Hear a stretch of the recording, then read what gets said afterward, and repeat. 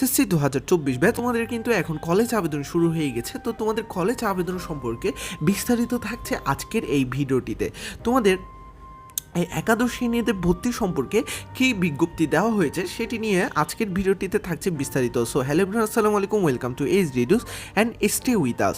একাদশ শ্রেণীর ভর্তির কার্যক্রম আজ থেকে শুরু হতে যাচ্ছে। রবিবার 26 মে থেকে অনলাইন ভর্তির আবেদন শুরু করা হবে। এই প্রক্রিয়া চলবে আগামী 11ই জুন পর্যন্ত।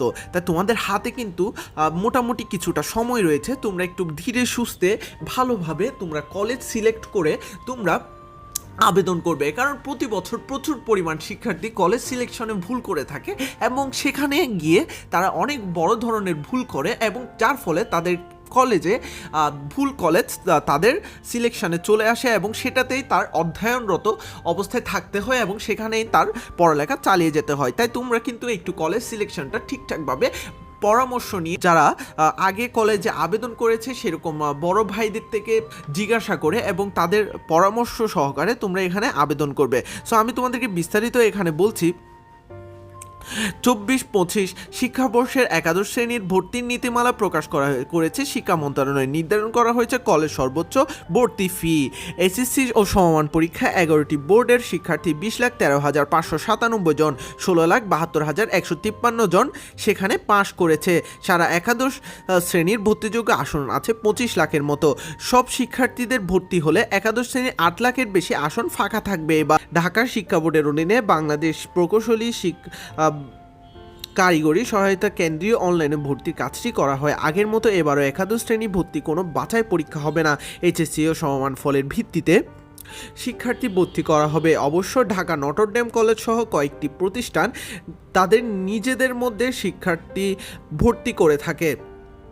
ভর্তির নীতিমালাটা যদি তোমাদেরকে বলি, শিক্ষা মন্ত্রণালয়ে প্রকাশিত একাদশ শ্রেণীর ভর্তির নীতিমালা বলা হয়েছে চলতি বছরের অনলাইনে নির্ধারিত ওয়েবসাইটে একাদশ শ্রেণীর ভর্তি কার্যক্রম চলমান থাকবে এবং তাছাড়া শিক্ষার্থীরা ম্যানুয়ালি ভর্তির আবেদন নেওয়া হবে না। 150 টাকা আবেদন ফি নিয়ে শিক্ষার্থীরা সর্বনিম্ন 5টি এবং 10টি কলেজ পছন্দ করতে পারবে।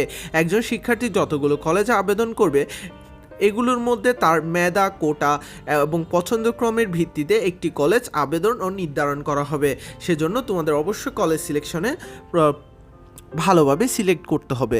মেধা কোটা একাদশ শ্রেণীর ভর্তির মোট শূন্য আসনের 93% মেধা কোটা হিসেবে বিবেচিত হবে। এসব শূন্য আসন সবার জন্য উন্মুক্ত থাকবে। 7% মধ্যে আগের মতোই বীর মুক্তিযোদ্ধা সন্তানদের জন্য বরাদ্দ থাকবে। 2%, 1% শিক্ষা মন্ত্রণালয় এবং 1% মন্ত্রণালয় অধীন কর্মকর্তা কর্মচারীদের সন্তানদের জন্য রাখা হয়েছে। আগের মতো এবারও আসনের শিক্ষার্থী না থাকলে মেধা কোটায় নির্বাচিত হবে।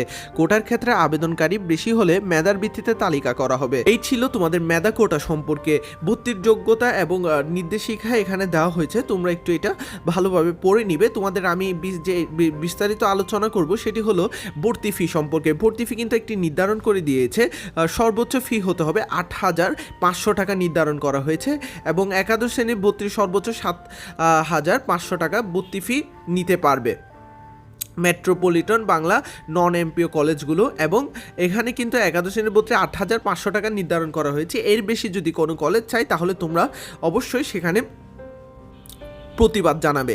ক্লাস শুরু হবে একাদশ শ্রেণীর 30 জুলাই থেকে এবং নটরডেম কলেজ ছাড়া একাদশ শ্রেণীর ভর্তিতে কোনো বাছাই পরীক্ষা হয় না। তাই এসএসসি ও সমমানের পরীক্ষার ফলের উপর শিক্ষার্থী ভর্তি করা হয়। একজন শিক্ষার্থী যতটা কলেজ আবেদন করবে তার মধ্যে শিক্ষার্থীর মেধা, কোটা এবং পছন্দক্রমের ভিত্তিতে শিক্ষা প্রতিষ্ঠান অবস্থান নির্ধারণ করা হয়। সো আজকের ভিডিওটি এই পর্যন্ত। সকলে ভালো থাকবে, সুস্থ থাকবে।